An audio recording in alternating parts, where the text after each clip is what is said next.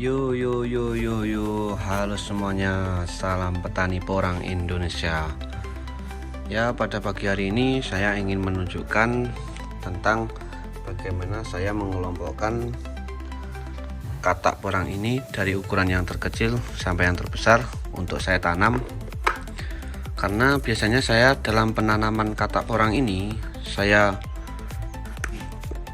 sendiri-sendirikan, dalam artian saya kumpulkan yang terkecil dengan yang kecil, dan yang sedang dengan yang sedang, dan juga yang besar dengan yang besar. Nah, cara saya pengelompokan itu biasanya seperti ini.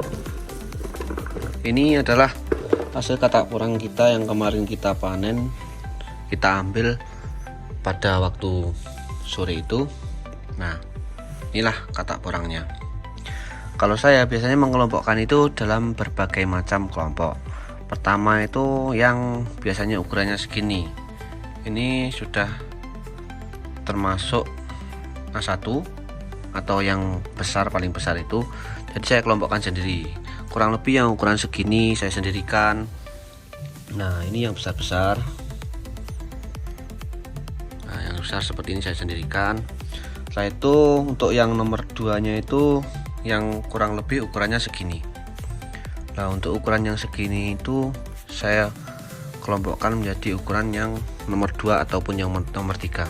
Nanti akan kita lihat jika ada yang mungkin besarnya di bawah ini sedikit. Kalau tidak seperti itu mungkin juga akan saya jadikan satu atau saya campur yang paling besar itu dengan yang agak besar sedikit. Karena dalam pengelompokan seperti ini memudahkan kita suatu saat nantinya pada saat kita akan melakukan pemanenan. Karena jika katak yang kita tanam itu tidak kita atur besar kecilnya, nanti pada saat kita akan melakukan panen itu nanti akan menyusahkan kita. Menyusahkan dalam arti kita harus memilih lagi katak yang bisa kita langsung panen atau umbi yang bisa langsung kita panen itu, dan juga umbi yang mungkin belum bisa kita panen karena ukurannya yang masih kecil. Nah, jika kita menanam yang ukuran segini ini, kemungkinan nanti 2 musim saja sudah bisa kita panen. Untuk umbinya pasti sudah besar-besar. Nah, kita ambil. Nah, ini yang besar, yang paling besar dan besar di bawahnya itu saya jadikan satu. Nah, itu kita kumpulkan jadi satu seperti ini. Nah, jika kemungkinan yang besar ini sudah terkumpul, kita cari yang kecil, kita tanam lagi. Nah, kita kumpulkan yang kurang lebih ukurannya segini.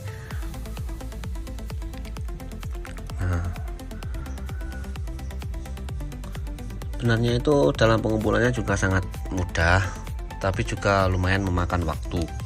Tapi lebih baik kita memakan waktu saat pemilihan seperti ini daripada nanti saat kita akan melangsungkan panen itu kita akan kerepotan. Karena kalau bisa pada saat kita akan melakukan panen itu dalam satu tempat itu langsung kita ambil semuanya, tidak kita pilih-pilih dan tidak kita sisihkan mana yang akan menjadi bibit lagi ataupun mana yang akan kita jual. Jika kita menyisihkannya seperti ini, nanti kan pada saat panen 2 musim itu belum kita panen, tapi kemungkinan untuk yang katak-katak seukuran ini nanti kurang lebih 3 musim. 2 musim pun juga sudah bisa kita panen pada saat nanti, tapi kemungkinan untuk umbinya itu belum maksimal. Jadi masih lumayan sayang jika kita panen. Makanya biasanya dalam sebelum penanaman itu saya sisihkan seperti ini, karena juga untuk mempermudah saya pada saat waktu panen. Cukup mudah dan simpel. Nah, sedangkan untuk yang paling kecil seperti ini juga kita sisihkan kembali.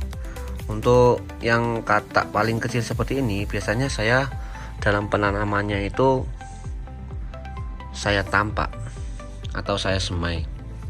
Jadi untuk katak yang besar nomor 2 itu dan yang paling besar ini saya tanamnya langsung saya jarangkan, tidak terlalu rapat dekat. Jadi untuk 2 musim itu tidak saya, bahasa Jawanya, wah-wah. Jadi langsung kita tunggu sampai masa panen. Sedangkan untuk yang katak seukuran ini, kita menanamnya itu dalam jarak yang rapat. Pada video sebelumnya sudah saya tunjukkan pada waktu penanam yang jarak rapat, karena untuk menghemat waktu juga dan juga untuk perawatannya juga lebih mudah jika kita menanamnya dalam jarak yang cukup rapat. Nah, ternyata masih ada yang besar ini. Nah, inilah contoh umbi kecil. Ini adalah umbi kecil yang awal tanamnya itu kurang lebih berukuran segini, berukuran satu ujung jari ini. Pada saat sudah 1 musim besarnya kurang lebih 1 jempol seperti ini. Ini kemarin ada pada di atas tanah, terus saya ambil sekalian, nanti bisa saya tanam. Kita ikutkan sama yang di situ. Nah, cukup simpel dan mudah dalam pemilihan katak porang yang akan kita jadikan bibit. Cukup seperti ini saja. Untuk selanjutnya nanti akan saya berikan tips-tips yang lain. Mungkin video dari saya yang dapat saya bagikan pada kesempatan kali ini hanya segini saja. Ada kurang lebihnya mohon maaf. Salam petani porang Indonesia.